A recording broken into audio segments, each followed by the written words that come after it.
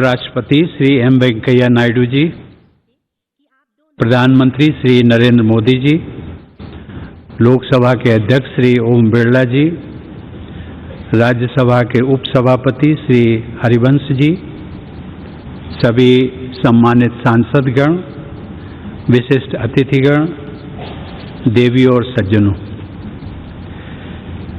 आज आप सबसे जब मैं विदा ले रहा हूं तो मेरे हृदय में अनेक पुरानी स्मृतियां उमड़ रही हैं। इसी परिसर में,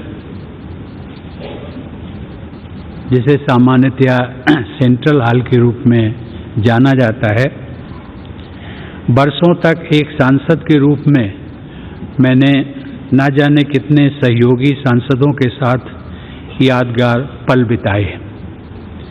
5 साल पहले इसी सेंट्रल हॉल में मैंने राष्ट्रपति के पद की शपथ ली थी। सांसद होने के नाते आप सभी का इस लोकतंत्र के मंदिर में एक प्रतिष्ठित स्थान है और मेरे हृदय में भी आप सबके लिए एक विशेष स्थान है और सदैव बना रहेगा।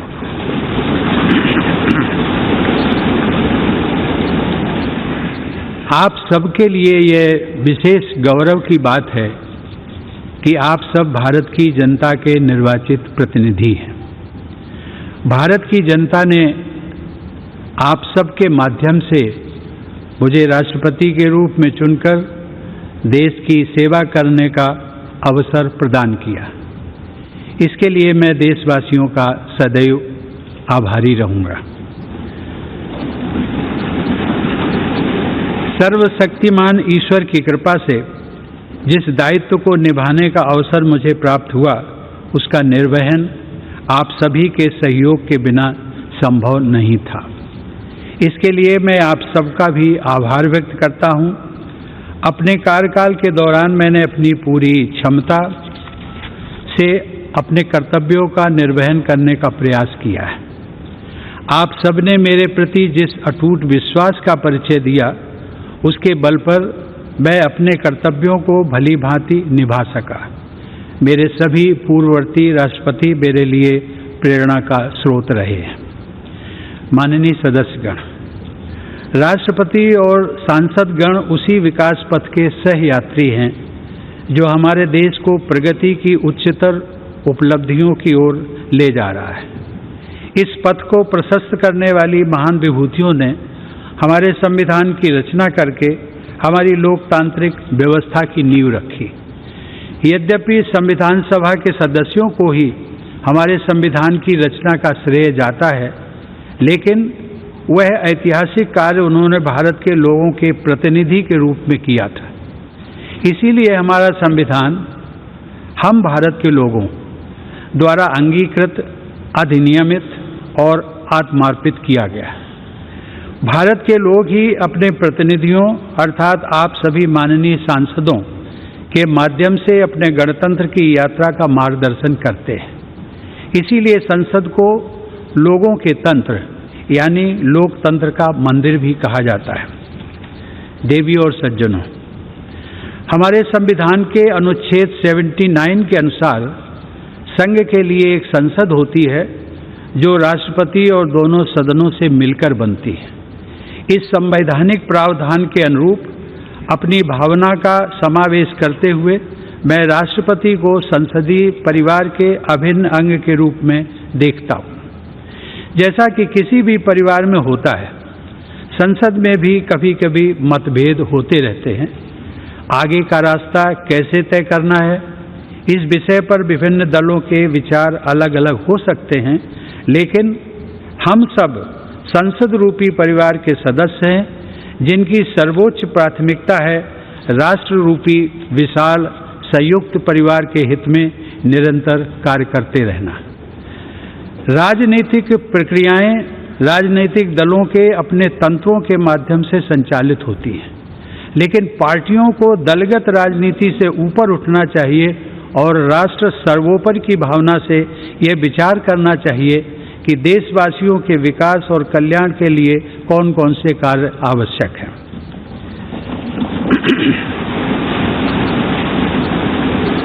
जब हम पूरे राष्ट्र को एक विशाल संयुक्त परिवार के रूप में देखते हैं तो ये समझ में आता है कि पारिवारिक मतभेदों को सुलझाने के अनेक रास्ते हो सकते हैं जो शांति, सद्भाव और संवाद पर आधारित होते हैं। विरोध प्रकट करने के अनेक संवैधानिक रास्ते राजनीतिक दलों और नागरिकों को उपलब्ध हैं। राष्ट्रपिता महात्मा गांधी ने अपने उद्देश्यों को प्राप्त करने के लिए शांति और अहिंसा पर आधारित सत्याग्रह के अस्त्र का इस्तेमाल किया था, लेकिन वे दूसरे पक्ष का सम्मान भी करते थे। हमारे नागरिकों को अपनी मांगों के लिए दबाव बनाने का तथा विरोध करने का संवैधानिक अधिकार उपलब्ध है, लेकिन मेरे विचार से इस अधिकार का प्रयोग हमेशा गांधीवादी तौर तरीकों के अनुरूप शांतिपूर्ण ढंग से ही किया जाना चाहिए। माननीय सदस्यगण, मेरे कार्यकाल के दौरान 2 अत्यंत महत्वपूर्ण ऐतिहासिक आयोजन किए गए। राष्ट्रपिता महात्मा गांधी की 150वीं जयंती के उपलक्ष्य में अनेक यादगार समारोह पूरे देश में आयोजित किए गए। इस संदर्भ में मैं स्वच्छ भारत अभियान की परिवर्तनकारी उपलब्धियों का उल्लेख करना चाहूँगा। यह कहा जा सकता है कि स्वच्छता का यह राष्ट्रीय अभियान सरकार और देशवासियों की ओर से महात्मा गांधी के प्रति सच्ची श्रद्धांजलि रहा है। दूसरे ऐतिहासिक आयोजन के रूप में भारत की स्वाधीनता के 75 वर्ष पूरे होने के उपलक्ष्य में देशवासियों द्वारा आज़ादी का अमृत महोत्सव उत्साहपूर्वक मनाया जा रहा है। मैं इन दोनों ऐतिहासिक अवसरों से जुड़े अत्यंत प्रभावशाली आयोजनों के लिए देश की जनता व सरकार को बधाई देता हूँ। इन कार्यक्रमों में युवाओं से लेकर वयोवृद्ध नागरिकों तक सभी के द्वारा समान उत्साह के साथ भागीदारी और देश के गौरवशाली इतिहास से उनके जुड़ाव को देखकर मुझे हार्दिक प्रसन्नता हुई है। माननीय सदस्यगण, वर्ष 2020 में देखते देखते हमारी दुनिया बदल गई। लगभग 100 साल बाद एक वैश्विक महामारी ने मानवता को झकझोर कर रख दिया। कोविड-19 की त्रासदी के दुष्परिणामों से पूरी दुनिया अब तक जूझ रही है। वर्तमान परिप्रेक्ष्य में हम सब यह आशा करते हैं कि पूरा विश्व समुदाय इस महामारी से भविष्य के लिए उपयोगी सबक हासिल करेगा। पहला सबक यह है कि मानव समाज ये भूलने लगा था कि वह प्रकृति का ही एक अभिन्न हिस्सा है। वास्तविकता ये है कि वह न तो प्रकृति से अलग है और न ही प्रकृति से ऊपर है। महामारी का प्रकोप कुछ हद तक पर्यावरण में हुए असंतुलन से भी जुड़ा है। पिछले 2 वर्षों की विभीषिका ने यह भी याद दिलाया है कि पूरी मानवता वास्तव में एक ही परिवार है और सभी का अस्तित्व आपसी सहयोग पर निर्भर करता है। कोविड का सामना करने में भारत के प्रयासों की विश्वव्यापी सराहना हुई है।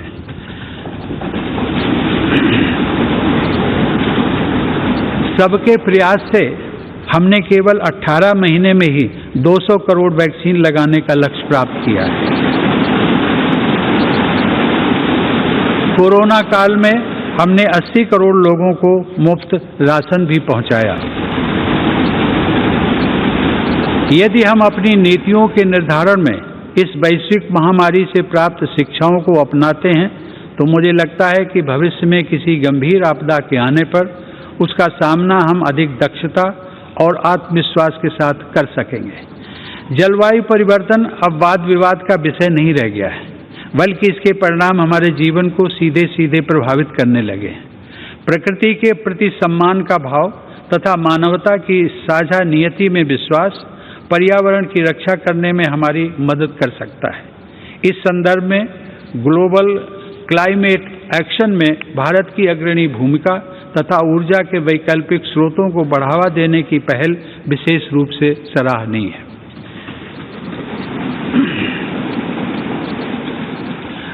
माननीय सदस्यगण, जब मैं जनसेवक के रूप में अपने और सरकार के प्रयासों के बारे में सोचता हूं तथा अपनी पूरी पीढ़ी की ओर से विचार करता हूं, तो हमें यह स्वीकार करना पड़ता है कि समाज के हाशिए पर जीवन यापन करने वाले लोगों के जीवन स्तर को बेहतर बनाने के लिए हालांकि बहुत कुछ किया गया है, लेकिन अभी भी बहुत कुछ किया जाना बाकी है। हमारा देश धीरे धीरे ही सही, लेकिन सधे हुए कदमों से डॉक्टर आम्बेडकर के सपनों को साकार करने की दिशा में आगे बढ़ रहा है। मैं मिट्टी से बने एक कच्चे घर में पला बढ़ा हूँ, लेकिन अब ऐसे बच्चों की संख्या बहुत कम हो गई है जिन्हें आज भी उन कच्चे घरों में रहना पड़ता है जिनमें छत से पानी टपकता हो। आज बड़ी तादाद में हमारे गरीब भाई बहनों के पास भी पक्के घर हैं।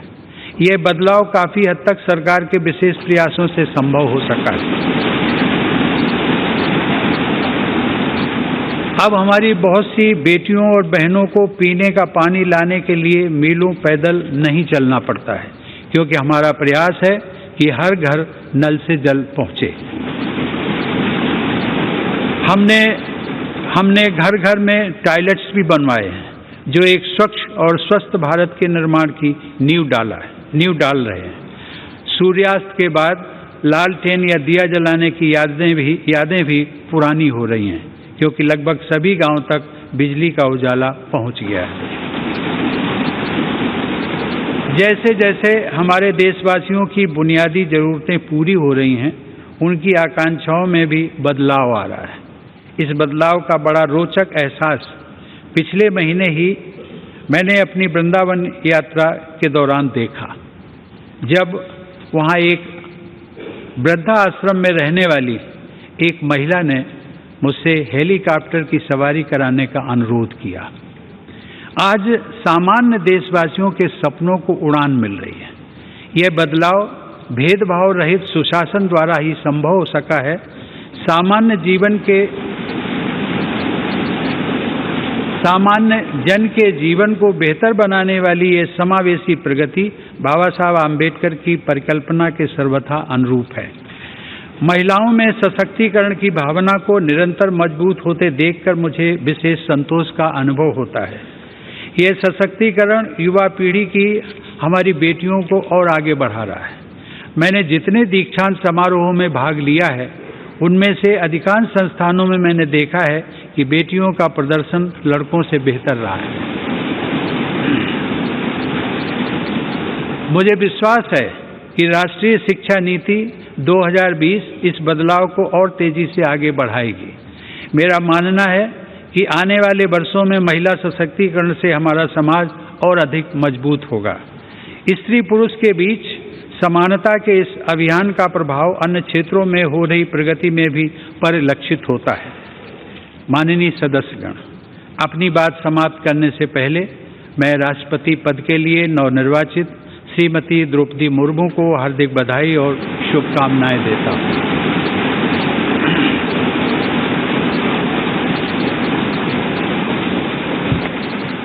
सर्वोच्च संवैधानिक पद पर उनका चुनाव महिला सशक्तिकरण को बढ़ाने के साथ साथ समाज के संघर्षशील लोगों में महत्वाकांक्षा का संचार करने वाला है।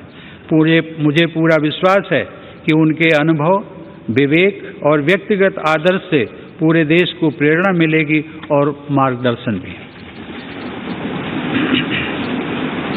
मैं एक बार फिर आप सभी के प्रति कृतज्ञता व्यक्त करता हूं। आप सबके साथ काम करने का मेरा अनुभव अविस्मरणीय रहा है।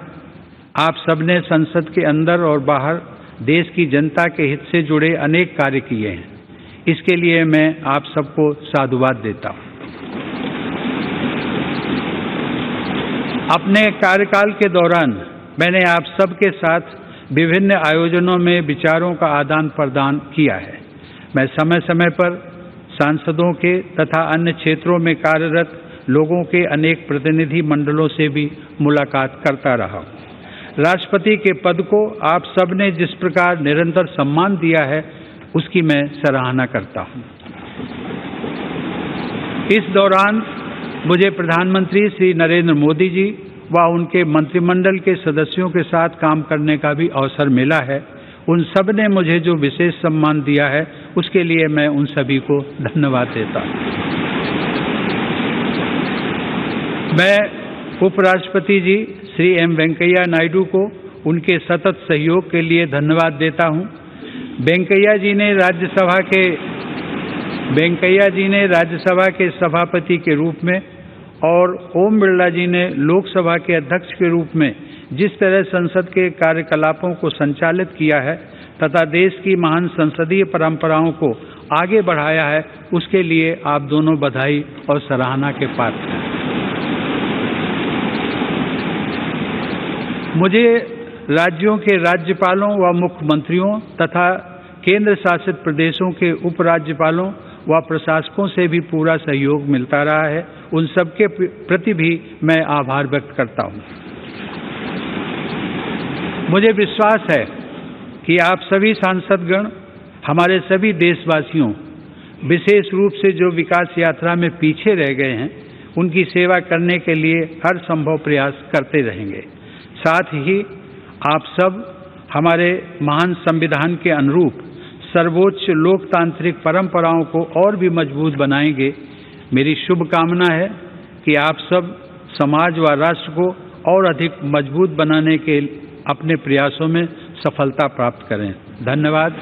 जय हिंद।